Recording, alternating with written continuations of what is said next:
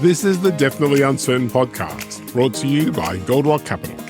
Each week, we look at how high net worth families can improve their lives, decisions, and investments in a deeply uncertain world. We always aim to provide practical information, even if we can't offer specific investment advice.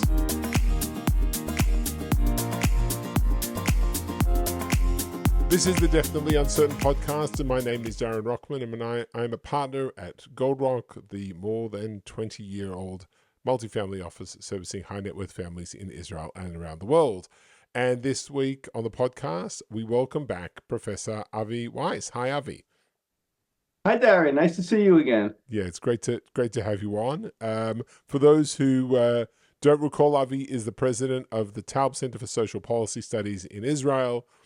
He has a doctoral degree in economics from the University of Chicago, and he's presided as a member of the senior faculty at Bar-Ilan University since 1988. He's an expert in applied economics and focuses on industrial organization and antitrust and labor and law and all types of other really important things. But what Avi really does is that he advises senior policymakers and government and politicians about what to do, and he does that here in Israel. And so now, in this new post-October 7th world, we thought we'd ask Avi back onto the podcast for the third time to give us a little bit of insight as to the impact that the war and the ongoing turmoil is having on Israel's economy, and what can we expect for the future. So thanks, Avi, for being willing to join us. Always a pleasure, Darren. Okay. So let's take big picture. How has the conflict since October 7th impacted Israel's economy? That's a very wide question. And of course, the impact has been incredibly great. The first most important thing I think you have to think about when you ask about what's been the impact is take a look at the large macro picture. So when you take a look at the large macro picture, you can see that growth obviously fell very, very significantly in Israel. The Israeli economy was expected last year in 2023 to grow at about 3.5%, and GDP I'm talking about. And in the end, it grew by only about 2%. Now, to go from 3.5% to 2% in one quarter means that you had a negative growth in the fourth quarter of about 4%, so about a drop of 4%. That's a very, very large drop. You haven't seen anything like that in a very long time. You'd have to go probably back to the Yom Kippur War for anything to go along those lines, or to the Second Intifada. So that was a very, very large macro effect. The effect of that, and of course, the government is having to spend an incredible amount of money on defense. And the military costs themselves obviously put Israel in a very, very difficult situation. So you have a situation where you're going to be spending, all told, somewhere probably in the vicinity of 250 billion shekel, which is way over 10%, not quite 20%, but over 15% of the Israeli annual GDP. And what that means is that you're going to have to finance it from someplace. It means you're going to be taking loans. It means you're going to be having to increase taxes. It means you're going to have to take all kinds of steps in order to be able to afford that. And what's going to happen is that your deficit is going to go way up, and that's obviously something that's problematic for the country in the long run. Your debt to GDP ratio is going to go up. A lot of different things that are happening are fairly negative from that perspective. So that's just from a macro view. If you want to zoom in a little bit more and look, let's say, at labor markets, well, we all know what happened in October and November with respect to the large number of people who weren't able to work. About 20% of people weren't able to work for all kinds of reasons. Some of them, of course, were reservists inside the army. Others weren't able to work because their kids didn't have schooling and therefore they had to stay home with them. Others lost their positions because of all kinds of businesses that closed down. Yeah. So there were a lot of different things that were causing a lot of unemployment. That's gotten much, much, much better, of course, over time. And that's no longer a very big issue. But the one population, of course, where you do still see the large effect are Arab Israelis. And Arab Israelis, of course, many of them were very afraid to go back to work. That's getting better over time and significantly better. But that was certainly the case. And that obviously has large effects on the Israeli economy. Right. Um, so you started to talk about what happened straight after October. How has the first 2 months of this year, January, February, how have we seen things improve? You mentioned the improvement in the employment situation as reservists were released from reserve duty. People were able to go back to work in large numbers. What other changes or you know, differences between this year and what we saw in the last quarter? Well, as you said, Darren, it's very, very clear that the labor market has improved, and that's very, very significant. However, we do have other effects that have happened. For instance, the fact that Moody cut our credit rating, that of course has an effect on the interest rates at which Israel borrows, and this is a point where Israel needs to borrow significantly. It's not surprising that that happened, but that's something that obviously has a cost to the Israeli economy.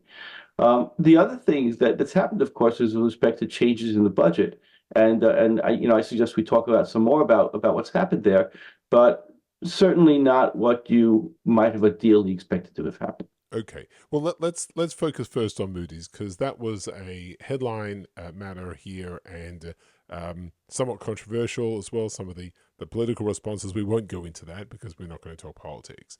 What is the impact? What is the cost of that to the Israeli economy? And do you think this is a long-term issue or a short-term issue? Okay, so people who were shocked shouldn't have been. It's not really a very surprising move by Moody's. Think about who Moody's has to represent. They're basically speaking to investors, and they're trying to give information to investors with respect to risk. Now, the risk for the Israeli economy has gone up significantly. This didn't just start with the war. Unfortunately, this started well before with respect to the entire political reform that was going on in the legal system. That did have implications. And while Moody's didn't make any moves there were warnings that you were hearing and things that you were hearing about what might happen going forward. Of course, all that died completely at the beginning of October. That became irrelevant. But suddenly, the types of risk that the Israeli economy was facing were a completely different type of risk. And Moody's now has to tell the investors, is this riskier than it was in the past? Do we still rate Israel at the same level as you rate some of those other countries that you're doing really, really well? Or is there a significant risk here? Now, Israel was at war, of course, in Gaza, and that is one issue that was not necessarily seen as being incredibly risky, but it was also in a lot of problems with the north and with Hezbollah. And if Israel got into a war, God forbid, with Hezbollah, the implications will be much wider, much greater. So even if there's a relatively low probability of that happening, the risk to the country fiscally, all told, has gone up very, very significantly. So therefore, it's not surprising that this is what happened. With respect to what its implications are, obviously it costs you a lot to have that happen. And it's going to cost a lot in interest payments. And when you spend more on interest payments, you have a lot less to spend on the other things that you want to spend them on, Right. which is everything across the board. We know that there are wide cuts having to happen in many different areas. And those are partially necessary. The size of them is affected by the fact that you're going to have to pay more on your loans. So yes, it has a significant implications, significant effect across the board inside of Israel. And is it short term or is it long term? We don't really know the answer to that yet. But what's generally happened when countries have had their credit rating lowered and then it's been raised again, it wasn't raised again immediately. It took a long time until the country was deemed safe enough for things to be raised again. Now, if the war suddenly ended, or if the hostages, God willing, are returned home, and the war with the Hamas finishes, and as a result of that, the war with Hezbollah basically is stopped. In that type of situation, in the rosy type of situation, then things might be able to return quickly because the Israeli economy would be viewed as returning to where it was previously. Israel has a record of being able to overcome such difficulties very, very, very quickly. Right. The other thing you were touched on was the budget question. So what changes have been made to the budget? It was something that Moody's mentioned in their statement. And are the cuts that have been made deep enough in order to meet some of the huge costs that 250 billion shekels that you're talking about associated with the war? Well, look, what Moody's was discussing was, and what everybody was discussing, was that there were certain moves that needed to be made in order to be able to face the situation in the most reasonable way that you can. Now, this includes cuts to pretty much everything that is not essential for the war effort or essential for growth of the country. Basically, shutting down all kinds of ministries was discussed, and the coalition agreements. And a lot of the money for the coalition agreements was some money that could have been used for other types of things. What happened in actuality was that cuts were made, and deep cuts were made, but they weren't necessarily made to the right places. So those ministries were not cut, and that's very, very significant. And the money to the coalition was cut, but it was cut by a lot less than it could have been and than expected. And it seems like much of the coalition money, which is of course going for the most part to the Haredi populations, is something which is not supportive of growth in particular because of the education system there.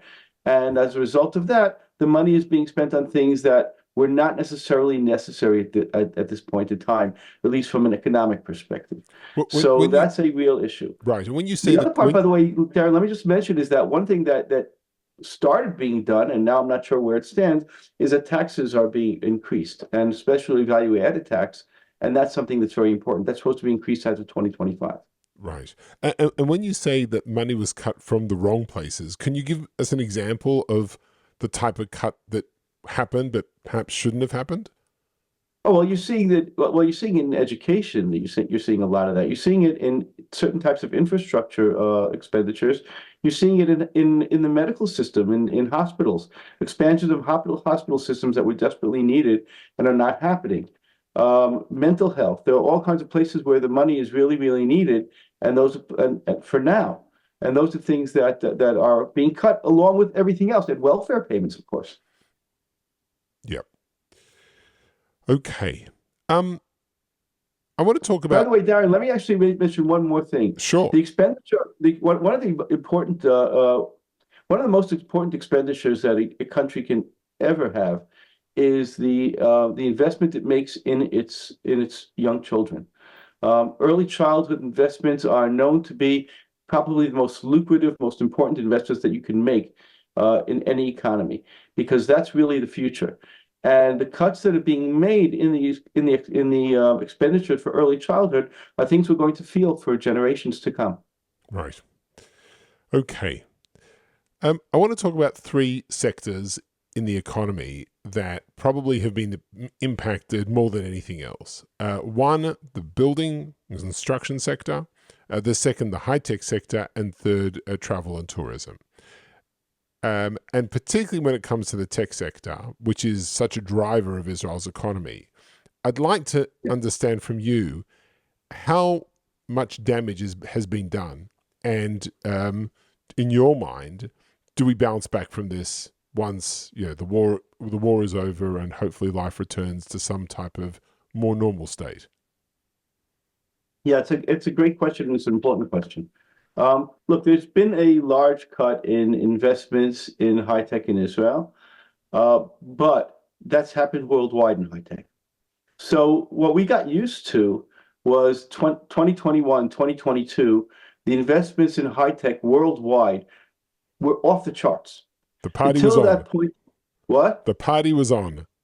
The party was on. Absolutely. It was unbelievable how much was being spent. If you take a look at expenditures, you're going to see that there's this graph going straight across, and all of a sudden, this huge spike in 2021, 2022, and then it started coming back down. In 2023, came back down very, very significantly worldwide. But when worldwide, it came down by somewhere around 50%, which is huge, half of what it was. And Israel came down by more, came down by about 70%. Now, that's also because so much is spent in Israel on new companies, but also because of the entire reform that was going on beforehand, before this war, years ago, before this war started. It just feels like it's years ago. And so just to say that the high tech has fallen, that's true. It's a worldwide phenomenon. However, when you take a look at what's happened in Israel over the past, 5 months or so, you can see that there has been a decrease, especially in investments in seeding and pre-seeding. I was looking at those very, very, very early ideas that there are so many in Israel over so many years.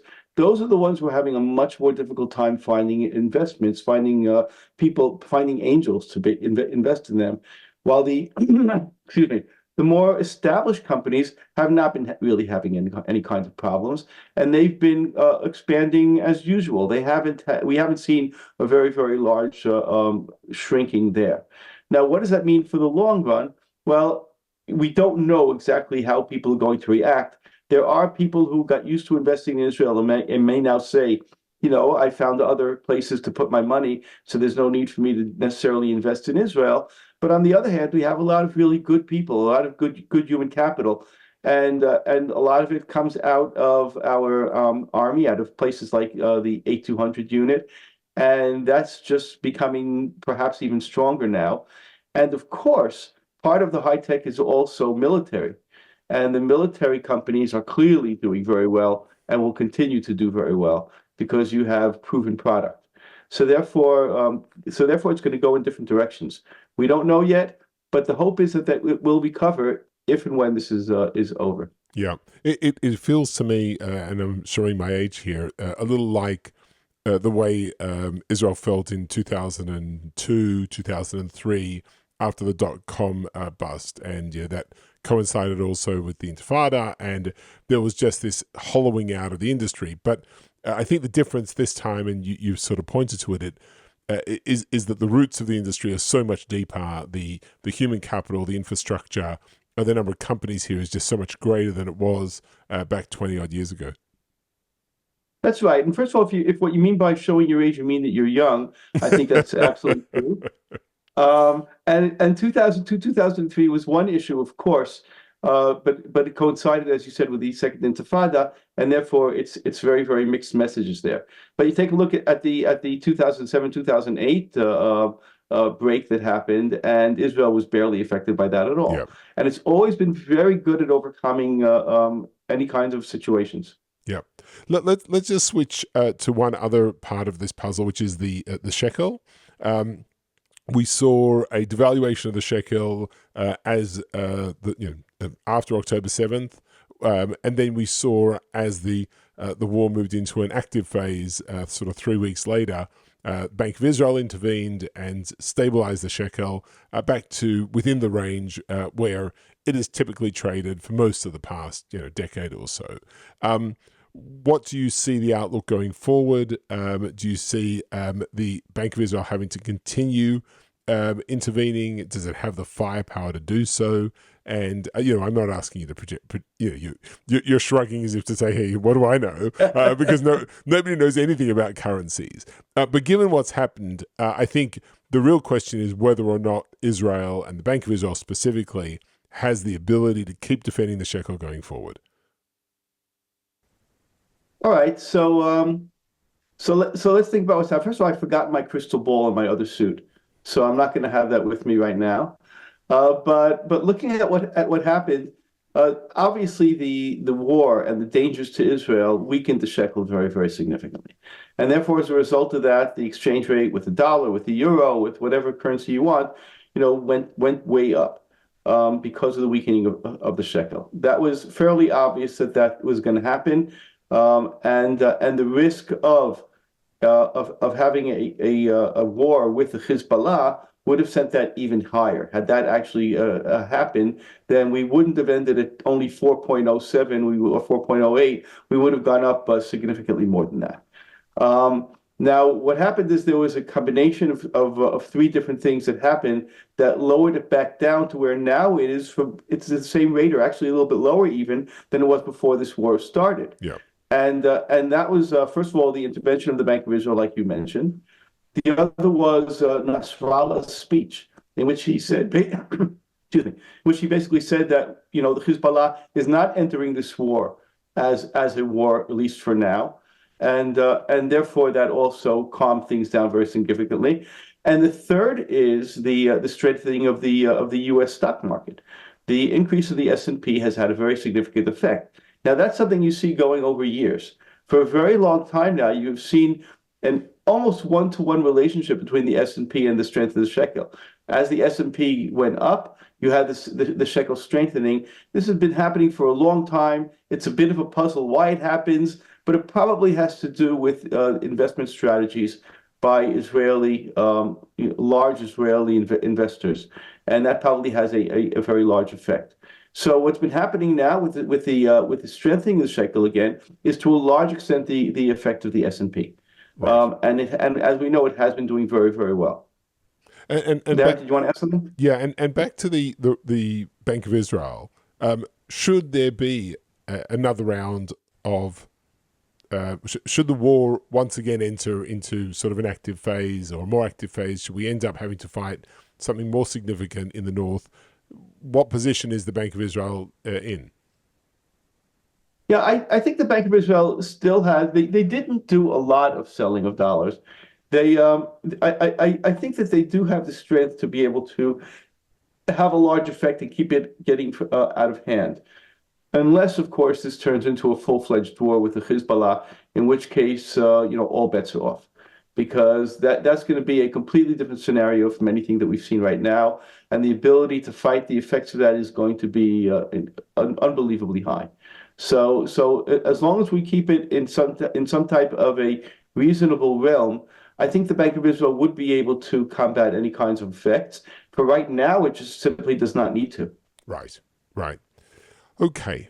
And then when you think about investors and Israeli investors, foreign investors in Israel, what are some of the let's look at the positive side. What are some of the opportunities that this that this war and this situation is creating, or is it all doom and gloom? No, well, I mean, obviously, anything defense related, weapons related is going to succeed very, very significantly. So that's one place you can certainly look to anything dealing with that. I think that with respect to right now, we're still in the doom and gloom type of situation. Right. But I think it's short lived. I think the Israeli economy is going to recover. I think it's going to recover nicely and strongly. It might take a little while. You really need to make sure things are settled down. The question, what happens politically after this war is over, is also going to be a very important effect. It's going to have it could have potentially a large effect. It's going to be an important factor. And if there are new elections, will be different than if there are not new elections. So there's a lot of uncertainty. That uncertainty, of course, is not something that markets tend to like very much. And that's why you have a place like Moody's cutting your credit rating and others that might do the same. But I think if Israel is as resilient as it has been in the past, then I think we're going to overcome that pretty quickly. Yeah. And I think that's probably the bottom line message, which is the history has always been Israel has come out of crises stronger and with real strength in GDP growth and across all sectors, really.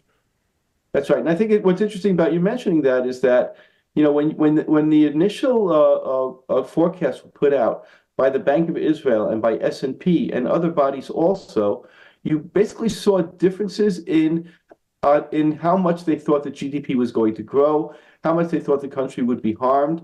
And the Bank of Israel was much more optimistic or much less pessimistic than, for instance, S&P was. And the reason that they were so much more optimistic was because of the history of Israel's recovery.